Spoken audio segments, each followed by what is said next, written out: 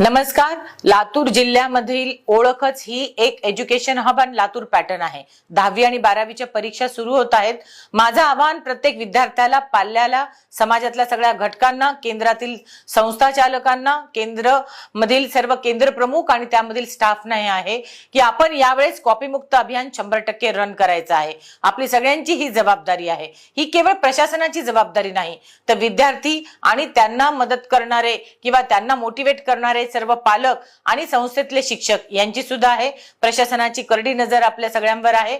याप्रमाणे 100 मीटर परिसरातील Xerox machines बंद आहेत। 144 कलम लागू आहे। बैठे पथक कार्यरत आहेत। त्याचप्रमाणे उपजिल्हाधिकारी दर्जाचे, डेप्युटी सीओ दर्जाचे आणि पोलीस प्रशासनातले अधिकारी कर्मचारी सुद्धा फिरते पथकामध्ये कार्यरत आहे।